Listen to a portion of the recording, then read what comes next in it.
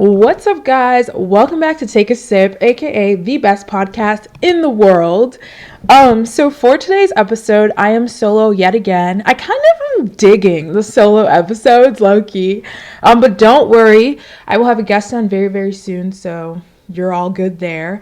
But today, I really just wanted to talk about that one quote that every single YouTuber says in their YouTube career that literally goes, surround yourself with positive people, because I feel like we need to talk about it. I feel like a lot of people don't understand the importance of that quote, me included. I did not understand what they meant. Like, I was like, oh, surround myself with positive people, like, cool, like, whatever, like, because my middle school self swore that her friends that she had at the time were going to be my best friends for life. I was like 100% positive that we were just going to be best friends forever, not really realizing how toxic it was. But I mean, that literally is the definition of middle school friendships, isn't it? I just want to talk about that. So first off, I just want to say that, like, when you have positive people in your life and people who constantly motivate you and inspire you to the best version of yourself and do big things, it makes such a big difference. I can easily say that right now in my life, my family and my friends are literally my biggest support systems, and you guys too. Everybody who listens to my podcast, everybody every week who DMs me and comments and is like, oh my gosh, I love the episode. Like, you guys don't realize how much that means to me, because there was like a point in my life, like a couple years ago, where the friends that I had at the time, literally, if I had brought up the idea of doing a podcast, I probably would have been like shot down. I probably would have been called like stupid for even thinking that would be a good idea. I probably would have just like not even have tried to put myself out there, because I wouldn't have the confidence that I do now. And obviously, like, I gained a lot of that confidence because of the people in my life. I mean, you guys already know that, like, I started this podcast literally because of Sam. Like, Sam is literally like one of my best friends, and he was the very first person that I went to when I had this idea of starting a podcast. And literally, I remember thinking, well, Sam, if he says no, like if he says, oh, that's not a good idea, then I straight up wouldn't have done it. I literally would not have done the podcast. But you guys know Sam. He was like so supportive. He was really nice about it. He was like, no, you're gonna do it. And he, of course, was like, I want to be your first guest. And I was like, heck yes. But, like, you guys know that, like, if there was, like, a certain someone in your life, or if there's a certain someone in your life and you brought up the idea of doing something, like, totally out of the box, something that requires you to put yourself out there, like, would they be supportive of you, or would they shoot you down and tell you that you're stupid for even thinking you could do something like that? Like, you really have to think about that. And it goes beyond just, like, you know, being supportive towards you and your dreams and aspirations and your passions. It's literally just about your everyday mood. A couple of years ago, some of you might know who I'm talking about, but I'm not going to say their name because, like, I don't want to, like, slander them or anything.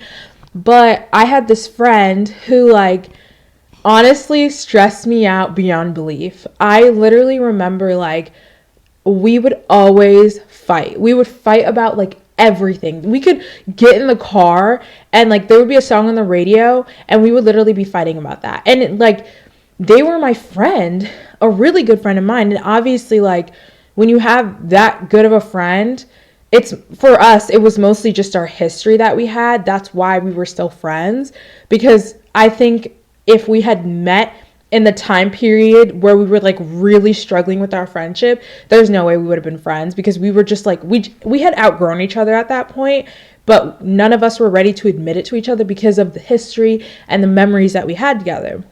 So we would always fight about everything, every single thing. Like, I literally remember one night we were at dinner and it was their birthday, and it was like me, this person, and two other people. And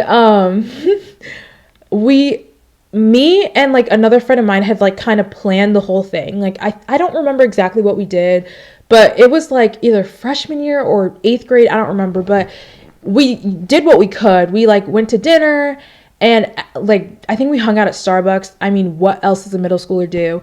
And I just remember, like, when we got to dinner, we were sitting at the table, And somehow the conversation came up about like high school classes. And I was explaining to like the whole table how like my goal was to like do summer school, get all my credits in. That way I can have early dismissal my senior year in high school, which is exactly what I have now. So instead of getting dismissed 8th period, I have 8th period off. So I get dismissed 7th period because I was able to get all my credits and my ducks in line. I did summer school, freshman, sophomore, and junior year just so I could literally get early release. And I remember I was telling the whole table about it. And my friend at the time was like, that is so stupid. Like, why would you want to get early dismissal when you can easily just take a class? And I was like so confused because I was like, I felt attacked in that moment. And I was like, wait, what? Like, what do you mean? Like, if I have enough credits, why am I like wasting my time doing more classes? You know what I mean? And like, it just kept going on. Like, we were just going back and forth at it at each other, like literally arguing in the middle of the restaurant at this person's like birthday dinner. I was trying to keep my cool because like it's their birthday. But at the same time, I'm like, I'm going to defend myself. I'm not the type to like not defend myself. And then I remember like, I couldn't drive at this time. So I remember I literally called my mom and I was like, you have to come pick me up. Like, because if you don't, I'm going to lose my temper and this is just going to be bad, because I was getting so upset. And I remember I went home that night and I was like, what the heck just happened? Like, why did we just sit there and argue in the middle of the restaurant for like 30 minutes?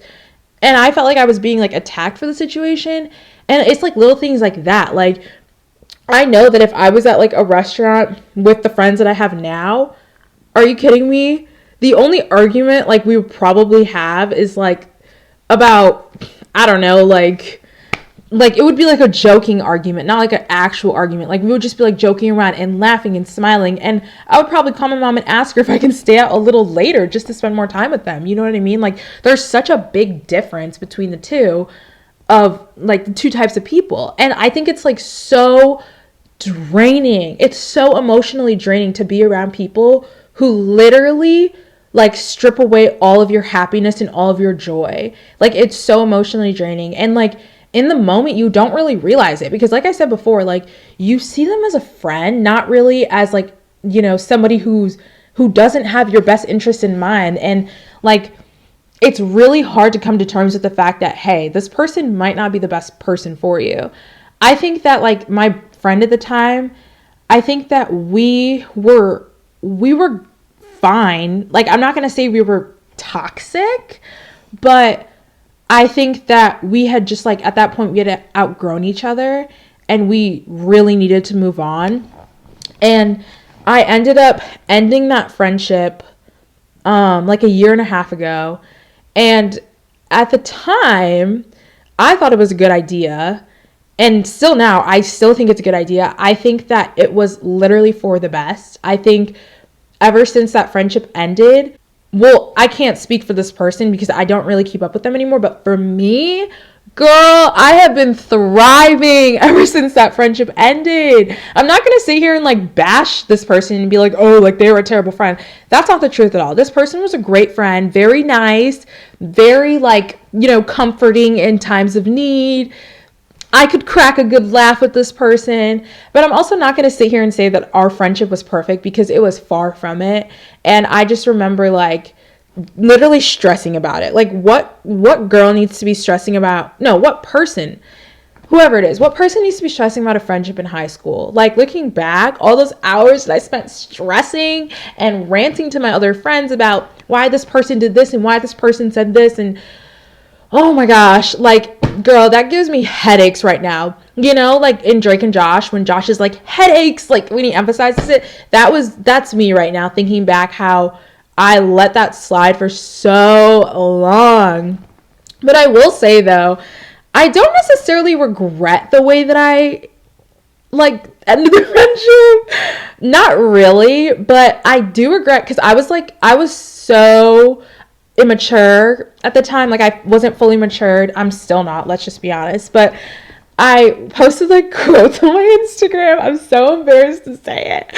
I posted quotes on my Instagram where it's like, you need to let someone go, blah, blah, blah, if they're just not right for you. Like all those like sappy quotes. I posted that on my Instagram for like 3 days after I ended the friendship, which, oh my gosh, it literally like makes me cringe that I actually did that.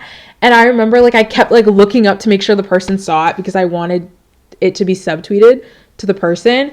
But yeah, oh, it makes me cringe. But I don't really regret how I ended it, because actually what happened was I sent this long text message.